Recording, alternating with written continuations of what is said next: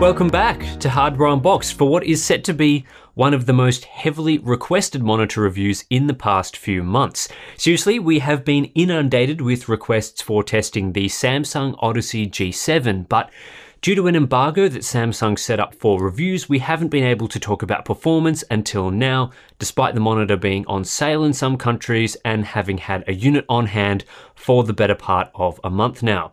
I think it's safe to say this monitor has received a ton of hype, probably to the point where it's now overhyped, and I'll talk more about why in the conclusion of this review. But people are definitely getting very excited about the spec sheet. 2560 by 1440 resolution, 240Hz refresh rate, VA panel, 1000R curvature, and even some display HDR 600 functionality.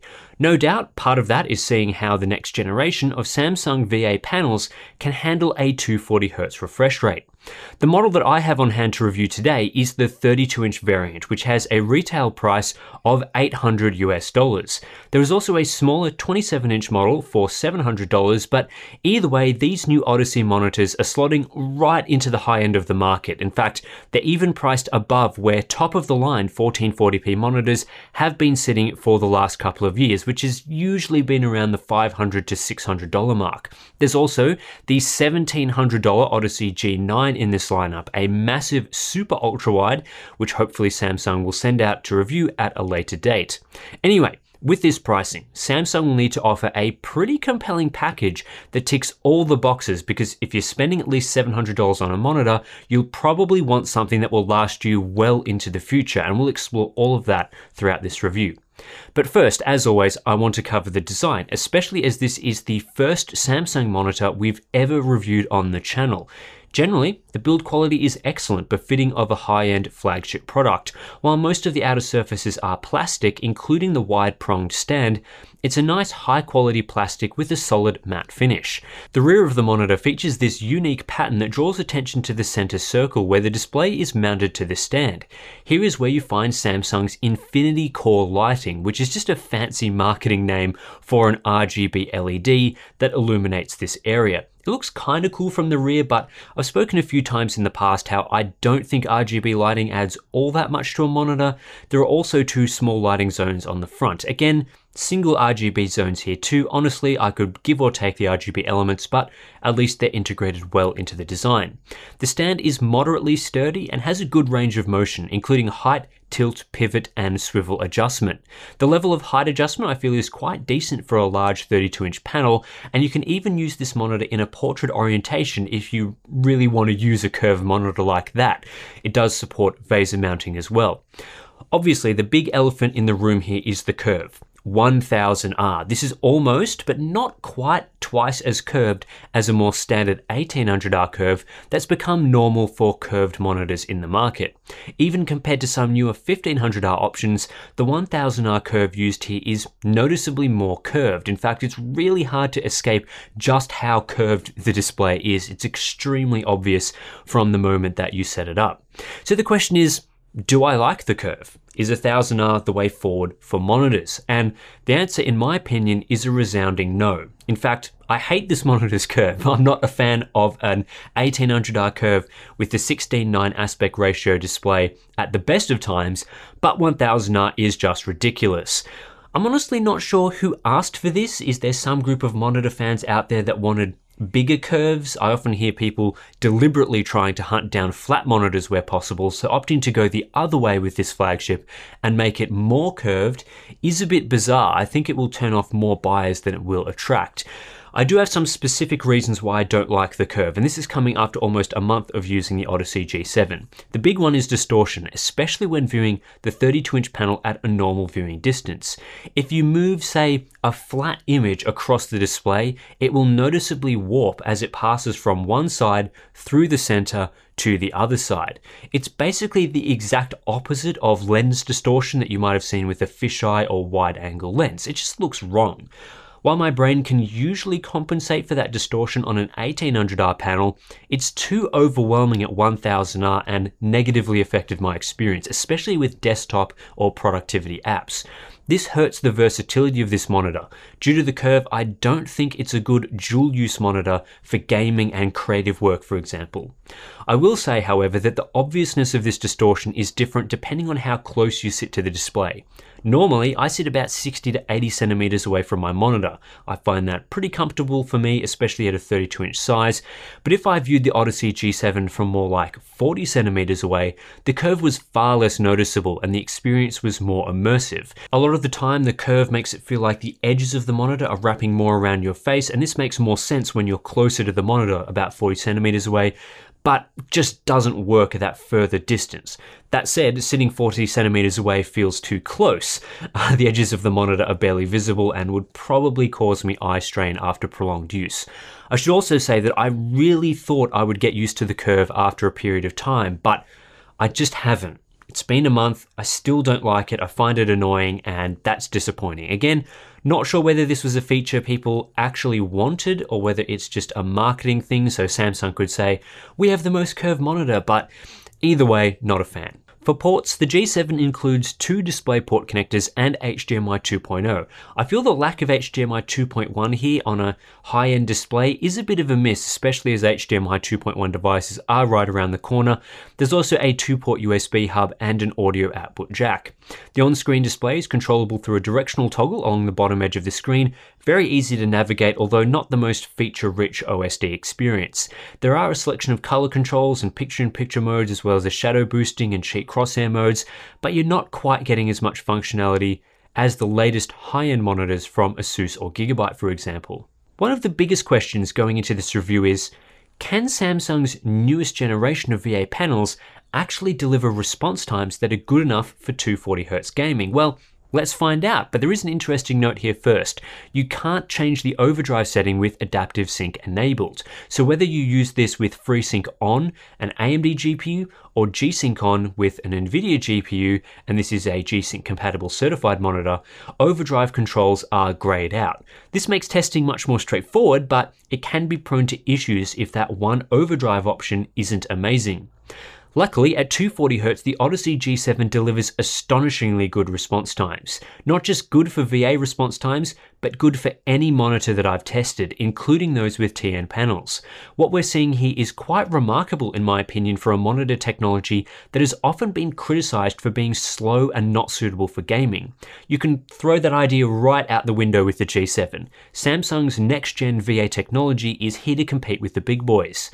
So the good news to begin with. At 240Hz, we see an average gray-to-gray response time of 2.84 milliseconds, which means that more than 90% of transitions are truly fast enough for a 240Hz experience. We also see minimal overshoot.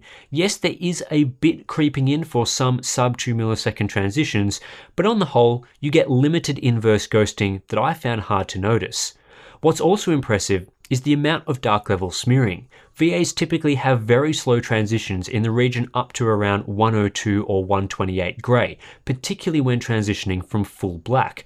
But that's not really the case here. Yes, there are still a couple of slow dark transitions, but this is not nearly as significant of an issue as most VAs that I've tested.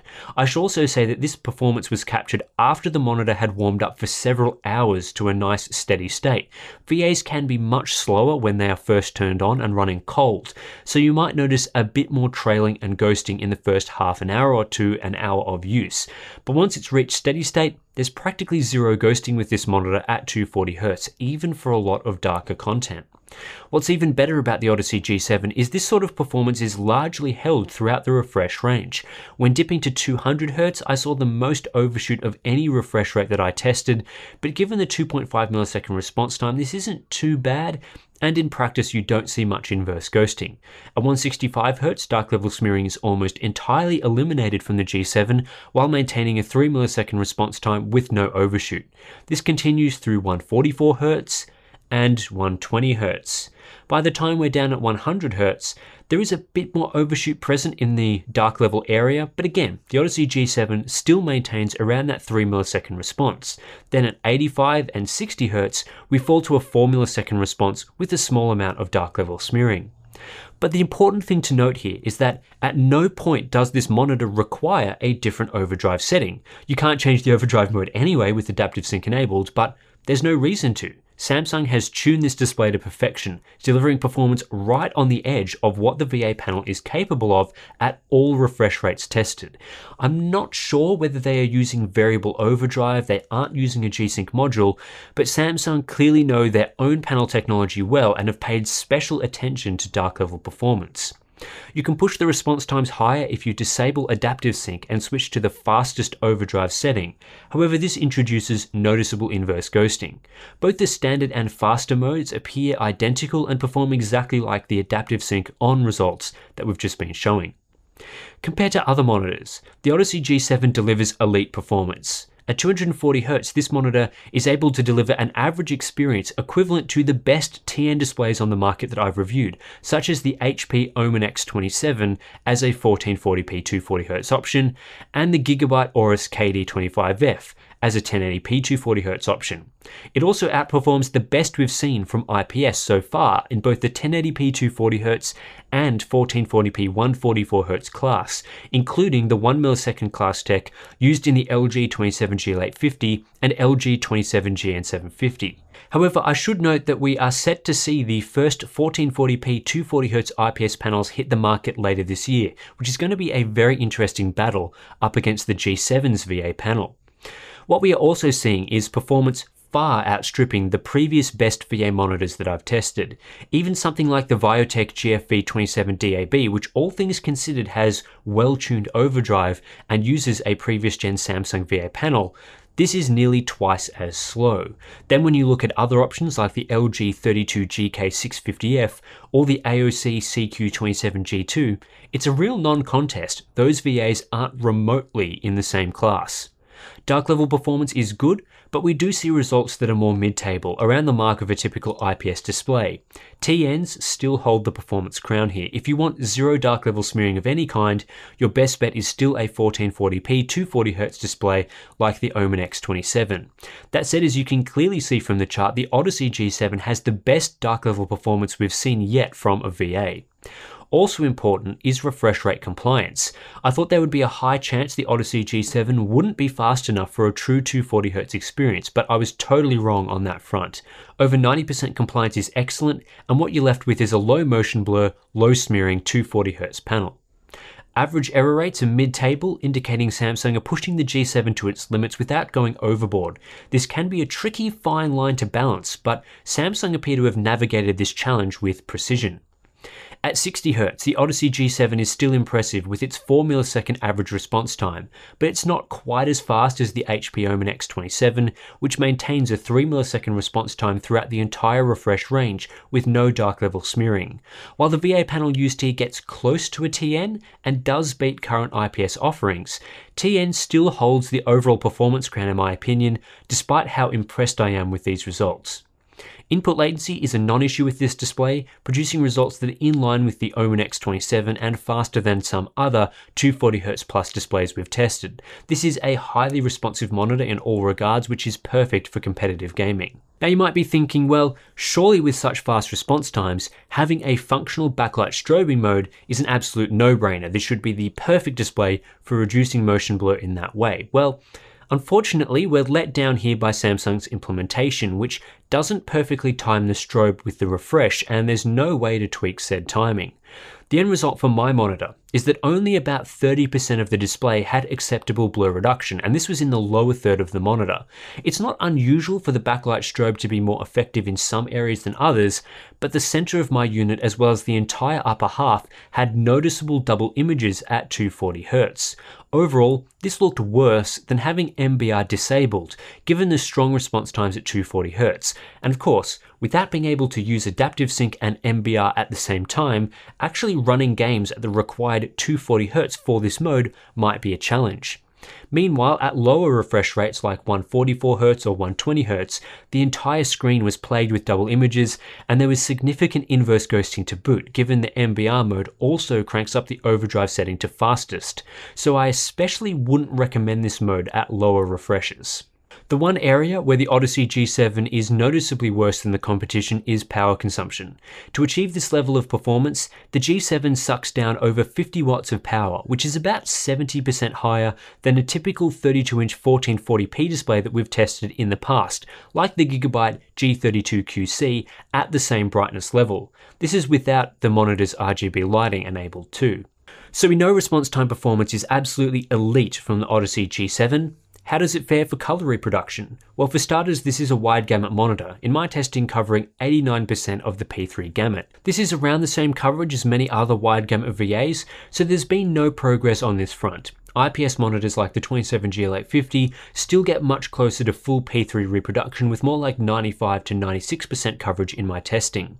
Samsung are factory calibrating each Odyssey G7 and you can view the calibration results in the monitor itself, which is pretty neat.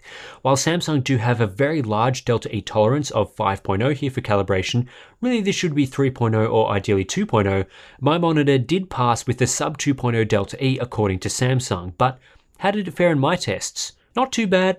Not too amazing. A Grayscale Delta E2000 average of 1.91 is respectable and above average for a gaming grade display, and there was no noticeable tint with the retail unit Samsung sent. However, the gamma is a bit off, particularly on the low end. What you see below 30% grey is too high of a gamma by default, and what this means is dark shades can be darker than they should be. For gamers, this might make dark environments harder to spot enemies in, and for accuracy purists, well, it's just not quite accurate. Saturation performance is okay, but the monitor does suffer from not having any sRGB clamp by default, the age-old issue we see with wide gamut displays. This means that without any further tweaking, the Odyssey G7 will oversaturate standard sRGB images. Similar situation with Color Checker, a Delta E average of 16.46 is not great. How did Samsung get a sub 2.0 Delta E average for this monitor at the factory then? Well, it's not specified, but I believe they would have tested against P3, where I saw a default Color Checker Delta E2000 average of 1.95, not too far off the 1.89 listed in the OSD. As for OSD tweaks to improve color performance, in my opinion, there are some really strange choices made here by default. For example, I believe the default sharpness setting of 60 is slightly over-sharpening the display, effectively post-processing the image. Dropping that down to 56 removes some light haloing in our sharpness test. Dynamic brightness is also enabled by default, although for the test you just saw that was disabled as it messes with the results. But the strangest one to me was the black equalizer being set to 13 by default. I believe this setting being set to 13 is the cause of that too high gamma that we saw earlier for dark shades. It does make the display pop more as darks are darker, but it's not accurate. Turning that back to 10, or in my case 9, delivered the best results in terms of proper gamma performance. On top of this, the Odyssey G7 includes an sRGB mode, but it's functionally useless as it doesn't clamp the display to an sRGB gamut. That's disappointing when other high-end wide gamut monitors do tend to have proper sRGB modes. Anyway, back to OSD tweak performance, and you can see that especially by changing that black equalizer setting, we now have much better gamma performance and superior Delta E's. If you think the monitor is too dark out of the box, this might be the setting to change. Outside of grayscale, these settings only have a minor impact to performance though. And finally, we get to the full calibration results after a pass-through display cal. Pretty standard stuff here with excellent sRGB performance thanks to easy 100% coverage and a nice adherence to the sRGB gamma curve. We end up with Delta E ITPs around 2.0 and Delta E 2000s below 1.0, which is an excellent result. Calibrated P3 performance is also strong with the exception of top-end colors as the display delivers just 89% coverage of the P3 color space. If you really need an accurate monitor for P3 work, I would still tend to recommend an IPS monitor instead. Brightness, at least in the SDR mode, is decent at around 360 nits after calibration. No concerns there, although you can't just get the display to run at 600 nits all the time, despite supporting that for display HDR 600 reasons. Minimum brightness of 71 nits is on the higher end, but it's not awful. The native contrast ratio of this panel is pretty disappointing in my opinion at just 2000 to 1 or thereabouts after calibration. This is on the lower end for a VA display, the better ones of which can exceed a 3000 to 1 ratio. This is much higher than say a 27GL850, we're looking at a contrast ratio 3 times as high, but relative to some of the better IPS offerings, black levels are less than twice as good. Yes, They're better, as you would expect from a VA, but not worlds better. Perhaps this was one area that needed to be sacrificed to improve performance, like we saw with LG's IPS tech. Viewing angles are fine, similar to other VA panels, but of course, due to the aggressive 1000R curve, this isn't a monitor you want to view at any other angle than dead straight on. The most disappointing aspect to color performance is uniformity. Not necessarily full white uniformity, which is fine, but more darker shade uniformity, like I saw from this 30% gray reading. The edges of this display are particularly inaccurate, and that's caused by noticeable backlight bleed, which presents for grays like this as a brighter vignette around the edges. The backlight bleed is arguably worse for blacks, where I could notice the bleed under reasonably bright lighting, which is not good. And in a dark room, yeah, the bottom edge of this monitor almost had an IPS glow-like appearance. VAs tend to be decent in this regard, so the Odyssey G7 is a significant outlier, and I suspect most people who end up with a unit like mine will be able to notice this bleed. And I should note that I've seen this level of backlight bleed on 2 different Odyssey G7 units at this point, so I don't believe my particular unit is an outlier. I think this is going to be an issue with a majority of Odyssey G7 units. As for HDR performance, I'm going to go in depth on HDR in a follow-up video in a few days, as I could easily spend another 10 to 15 minutes talking about how the monitor performs in its HDR mode, but for this review I'll stick to the checklist, which reveals semi-HDR performance. We do get a peak brightness of 600 nits and around 90% coverage of P3, so we do get 2 of the 3 pillars of HDR, but the G7 is let down in its contrast implementation. As the native contrast for the panel is low at around 2000 to 1, to get the proper contrast required for HDR content, we need local dimming. Samsung have used an entry-level local dimming implementation here with just 8 edge-lit zones. This can help deliver a higher contrast ratio in some situations, but its usefulness is limited, hence why I label these monitors only semi-HDR. The experience you get here is far from the best HDR monitors with FALD backlights provide. It's a little bit better than SDR, but it's not a major selling point in my opinion. Okay, time for the conclusion, and to be honest, this is one of the toughest monitor conclusions that I've had to think about in quite some time. That's because the Samsung Odyssey G7 does some stuff really well, better than almost any other monitor on the market, but it's also let down by some poor performance in other areas. The big selling point to the G7, and the area Samsung has absolutely nailed, is the response time performance. This display delivers elite response times, almost equivalent to a modern TN panel, and exceeding the fastest IPS displays that I've tested. When paired with a top-end 240Hz refresh rate, we are getting a remarkably clear image, free of much ghosting and smearing. Even dark level performance is decent, a notorious downside of VA panels that has turned away prospective VA buyers for years. And on top of that, this performance is executed across the entire refresh range with no need for overdrive adjustment, all without significant overshoot. So given this TN-like response time experience is paired with double the contrast ratio, better viewing angles, a wide gamut experience, and a bit of semi-HDR on top, I'd say that overall the G7 is a better choice than a TN equivalent like the HP Omen X27, even if the Omen is slightly faster across the refresh range and also cheaper at $615. For refresh rate and response times, the Odyssey G7 is extremely impressive. While the focus is on response times, there's other good stuff here too, like the build quality, the stand, brightness, and even some aspects to factory calibration. And although I'm not sold on the HDR functionality, at least the experience is somewhat better than just a regular old SDR display that gets HDR 400 slapped on the box. However, at the end of the day, we are talking about a high-end monitor with an expensive price tag. $700 US for the 27-inch, $800 for the 32-inch. At that price, buyers are expecting the best of the best, with few flaws and a feature set so complete that it will last the next 5 years or so with ease. After all, this is at least $200 more expensive than my previous 1440p recommendation in the LG 27G850, and for the 32-inch, it's basically the most expensive 1440p monitor on the market overall. And honestly, I just don't think we're quite getting a best of the best experience in areas outside the response times. For example, my unit had far too much backlight bleed for a high-end monitor and poor grey uniformity, which noticeably hurt the image quality and is a regression compared to other VAs I've recently tested. The contrast ratio is also nothing amazing for a VA, especially when displays with well over 3000 to 1 ratios are now available. Unfortunately, that's not all. Samsung made some strange choices with their factory calibration options, including post-processing the display, darkening blacks, and including an sRGB mode that doesn't clamp to sRGB. At $800, I'm not expecting professional grade calibration, but I think it's fair to expect at least a proper sRGB mode. I'd also expect HDMI 2.1 for future-proofing and a better backlight strobing mode, which should have been possible on this display, but unfortunately is unusable at most refresh rates. Worst of all is the curve. This is a step in the wrong direction, which is extremely disappointing given the significant advances Samsung made on the response time side. While I always prefer flat panels, there would have been no complaints had they stuck to an 1800R curve, but 1000R? Yeah, I think we've gone too far at this point. The big reason why I find myself disappointed in the curve is what this monitor could have been were it flat.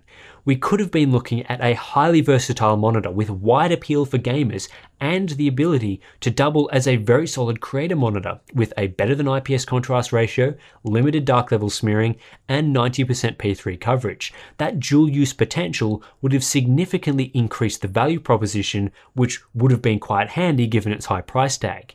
Instead, the 1000R curve and the distortion it introduces shuts off the Odyssey G7 from the productivity creator market, and further shuts itself off from a portion of gamers that dislike curved monitors.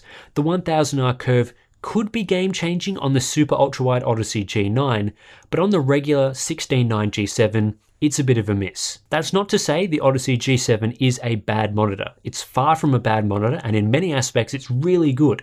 If you want response times and that's your only concern, say you want the fastest experience out there and you don't want TN level bad colors, then the Odyssey G7 is absolutely the monitor that you should choose.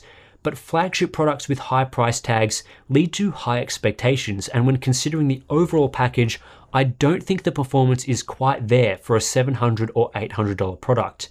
While I don't think the Odyssey G7 quite hit the mark for what Samsung are trying to achieve here in a high-end monitor, I do think they have done fantastic things with this next generation of VA technology. VA is absolutely back as a contender for high-end gaming displays, and I'm super excited to see where it goes. There is a pure gem waiting here with what these panels are capable of, and yeah, I'm pretty confident that we'll see that soon. That's it for this review. We will be back for an HDR analysis of the Samsung Odyssey G7, the 32-inch model, in the coming days, so subscribe for that if you are interested. Hopefully Samsung will also choose to send out the Odyssey G9 for us to evaluate. I do think the 1000R curve will be a bit better on that monitor, and it could be a quite compelling option for buyers that like that super ultra-wide type experience. So yeah, fingers crossed Samsung decide to send that out. If you are interested in supporting the channel and the display testing that we do have our Patreon page. Links to that are in the description. You can get access to our display ICC profiles, monthly live streams, Discord chat, all that stuff. Thanks for watching. 20% Club, watching right to the end here, and I'll catch you in the next one.